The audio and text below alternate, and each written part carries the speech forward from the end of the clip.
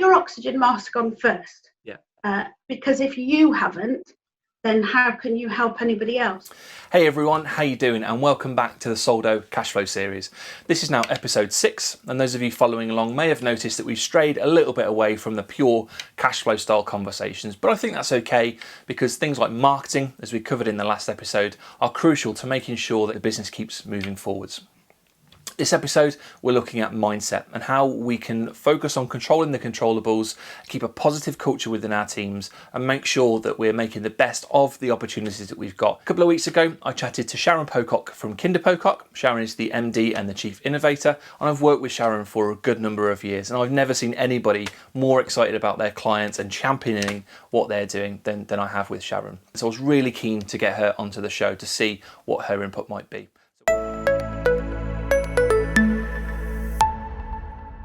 I set up Kinder Pocock in 2005, a long time ago, but in about 2012 discovered all the digital stuff and have built the practice around that really. Interestingly though, because we just went from working from home and then immediately spent all our time on the phone and Zoom calls with clients, we've just realised that like 2.5 weeks in, we're like, oh, we've done that, now we need to go, oh, maybe we should just look at how we're working, and I'm making sure everyone's happy, and I mean they are, but just having one-on-one check-ins with the team as well. I mean, I am just going, right, we're doing this, and they've just all jumped on it, and they're amazing. They really are. Awesome. Great. And how important is it to both for your team and also for small businesses to keep a positive mindset at the moment? I think it would be really easy to dwell on the negative things and just what this virus is, and it just brings it home when you, or if people, you know people who know people have been affected, so you could easily dwell on that stuff and worry too much about it. And you could easily, if your business is temporarily closed or if your sales have just dropped right off, it would be really easy to get bogged down in all that and really get quite depressed, anxious, all those things. You've got to, sounds a bit blasé to say it, but I really believe this is short term. We are going to come out of this. We don't know how long yet. It's really important to keep looking forward.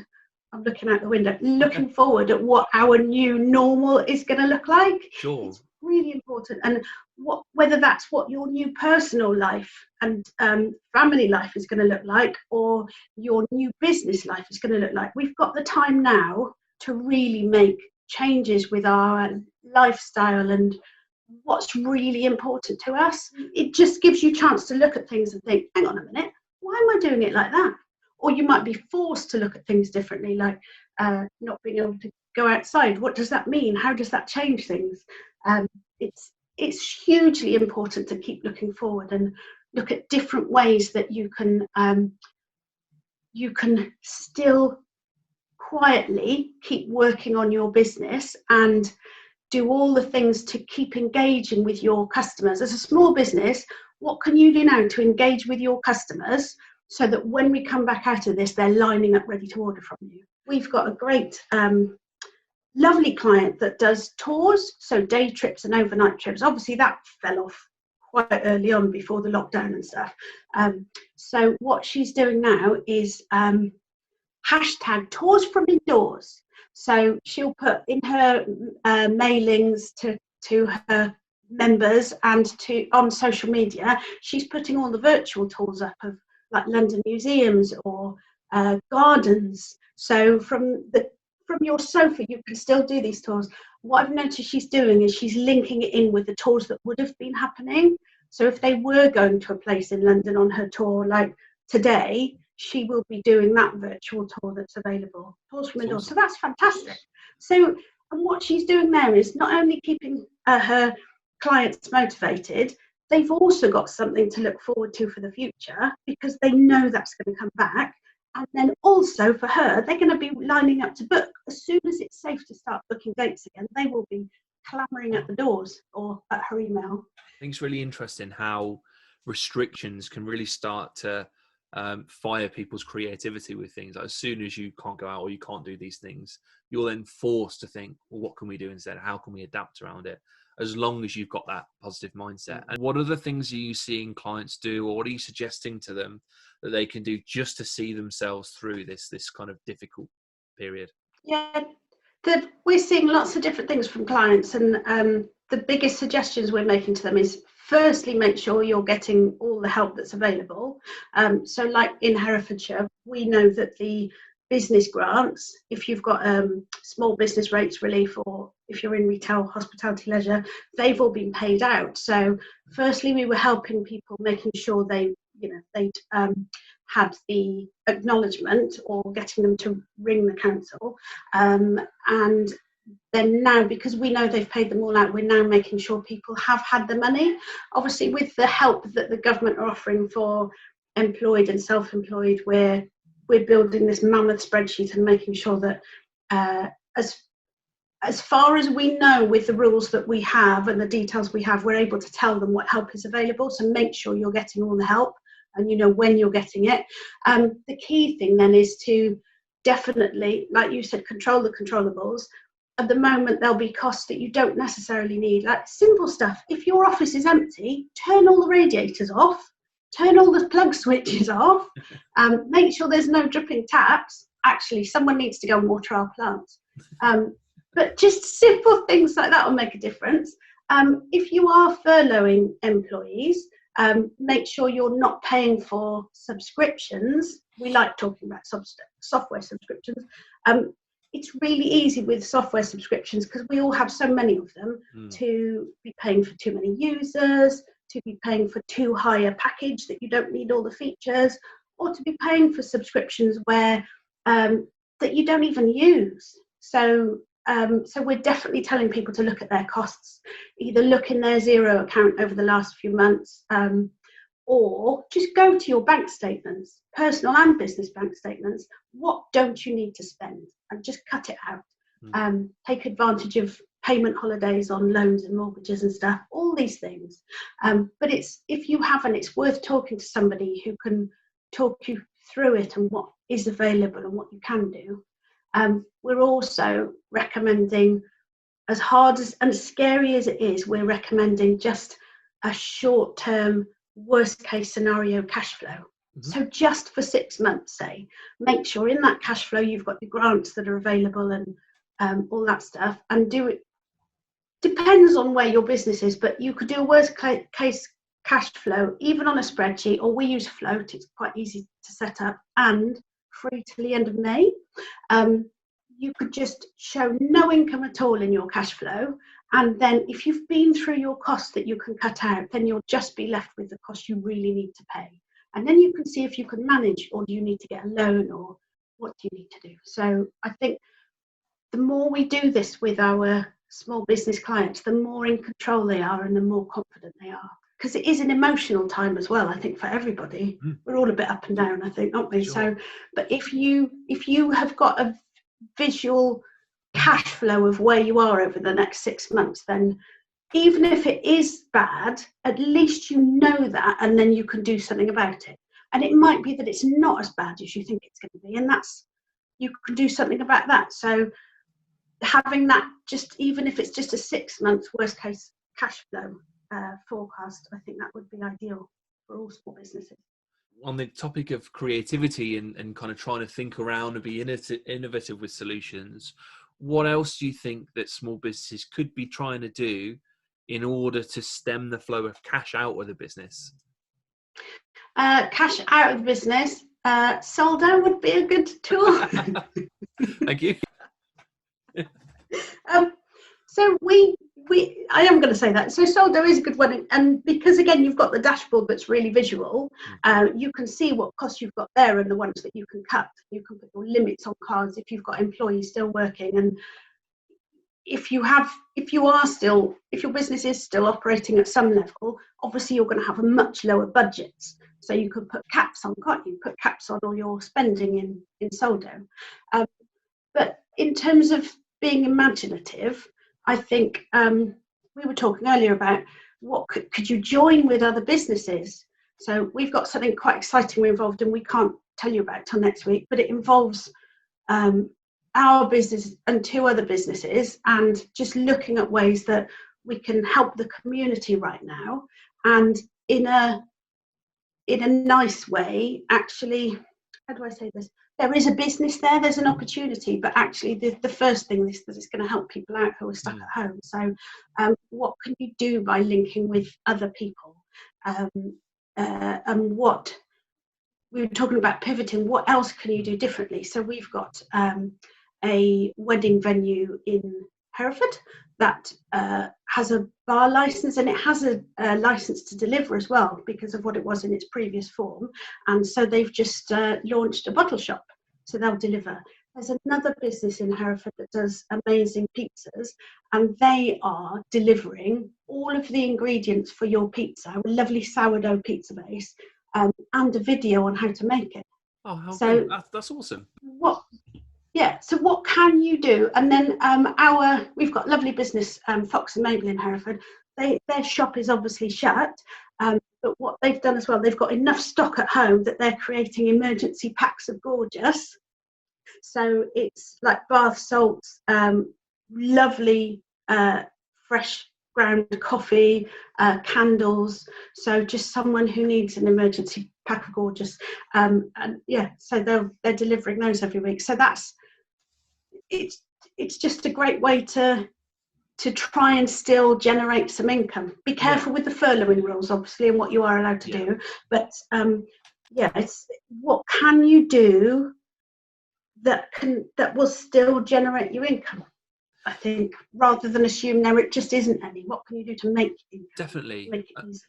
And I think what's really interesting with those examples is that seems like it would really simplify a lot of the business processes. So if you've got staff that are furloughed, you don't have the capacity to maybe create, prepare and deliver pizzas. Actually, you can cut a few of those steps out, still deliver value to people, but you've cut out a lot of operational costs. So that's a great shout. And again, it just requires that sort of creative thinking. We were talking a little bit before, weren't we, about kind of Skillshare as well, and services for services rather than handing over cash. I know you've got an example of something that you're working on with that as well. Yeah, so we're working with two other businesses. They were launching their new business in August, but they've pulled it forward. So they've asked us to be a part of it. And because of what they're doing and this thing that will help the community, and we're also developing a startup package for our businesses that we can offer, I've suggested to them, well, what they need from us right now is help setting up the software, Zero, integrating it with different apps, and just giving them that that help to start up. So what I've said is, because they're just pulling it all together on their own and they're trying to do it more quickly to help the community, I'm offering them 3 months free. And so they'll only pay for 9 months over a 12-month period. Yeah. But I've said in return, then I'm happy to give them all the help that they need. And they're brilliant at promoting things on social media, so that's all good. Sure. So we'll get promotion. But in return, they'll give me feedback on what a startup package needs to look like for a small business going to an accountant. So so I think that I'm getting their help and their feedback. I'm developing a new service, but they're getting all of my help as well. So it's just a nice thing to be able to do, really. And you could easily do more of that in this environment with different businesses. Maybe I don't know whether the bottle shop we were talking about and the pizza deliveries, whether they join up or whether they use someone local to do the deliveries and they offset things. There's just different ways of managing and looking at what is necessary and how to go about things, really, in this reduced world that we're in. Definitely. And I think a big theme is that we're all in this together, and I think everybody feels the pinch in different ways and feels the problems of it.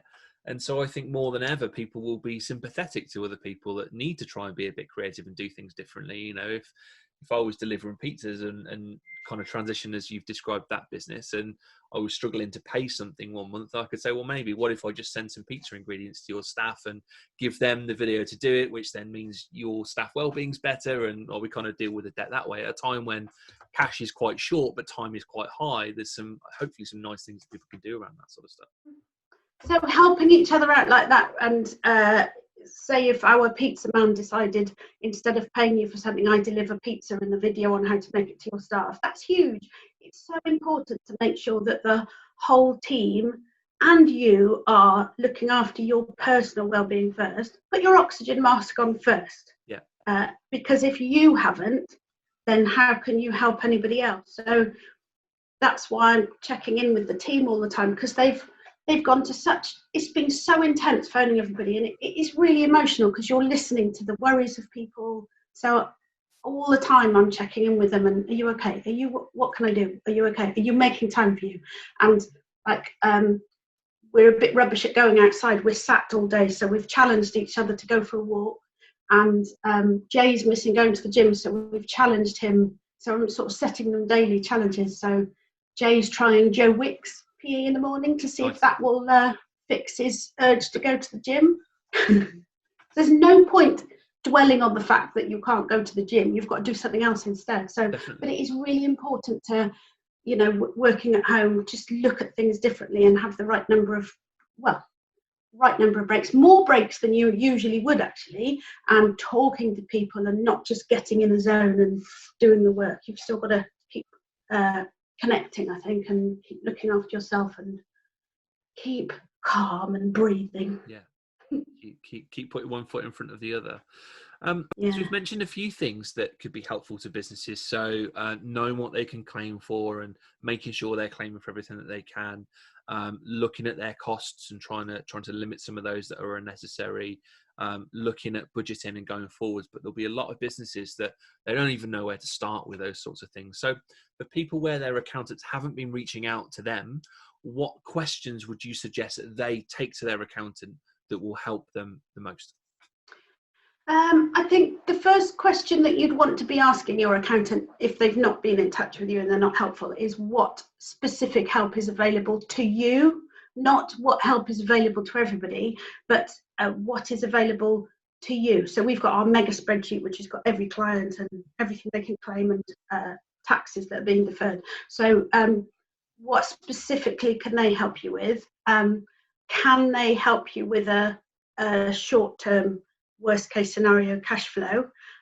What advice have they got to help you survive through this? I think we're in survival mode, but we've got to have a positive survival mode because we will come out the other side. So what help can they give you? I guess the key thing as well with everything we've been talking about, costs and stuff, is how much will they charge you? So for our clients, we've got everybody on monthly packages. So that means that the stuff that isn't crucial at the moment is not essential. We've kind of parked. We'll catch up with that when it gets a bit quieter. But our absolute priority at the moment is making sure we're talking to everybody and giving them the right information and listening to them. And that does include this action plan that we're doing. Yeah. And it does include a 6-month worst case scenario cash flow. So we're not charging for that because they're already on a monthly package with us. And it's one of those things we're talking about bartering, I guess. The one thing, it doesn't feel right to charge them. And secondly, the more we do for our clients now, the more we will help them survive. And we're all in it together, aren't we? Number one, it's the right thing to do to look after each other, right? Because that's how we get through these sorts of things. But number two, Paul Miller, who I spoke to on a previous video, had a great point that we actually want to have some customers when we come through this. There's no point surviving yourself if actually all your customers have dropped off. So there is kind of a business reason to get that done as well as it being the right thing to do. Yeah, there's a lot of people worrying at the moment. So I don't know how you couldn't, as their accountant, an advisor, how could you not be contacting them to support them and help them through it? My view. Sharon, thank you so much for that. It's super useful, and I imagine there's just gold in there for any of the businesses that are watching it. If anybody wants to ask you some more or get in touch or see how you might be able to help them if they're on their own or if they haven't got an advisor that's helping them, what is the best way for them to get in touch with you? Best way, I think, any social media is look for Kinder Pocock, and our website's got a contact form, or my email is sharon@kinderpocock.co.uk. Brilliant. Sharon, thank you so much. Really, really appreciate that. I will let you get back to your clients and your family and everybody else that's demanding your time, but thanks again so much. Thank you, Lee. Thank you so much. Thank you again to Sharon for your time and advice there. It's been really valuable, and I hope you found something useful out of that as well. The ideas that we looked at in terms of being creative and innovative around the way that you do business, or even the types of products and services that you offer, require a mindset that thinks a little bit more broadly about what your business is about and what it does and the type of value that it adds. So we'll be looking at that in a little bit more detail in the next episode that will be with you in the next few days. Thanks a lot, hang in there, and see you soon.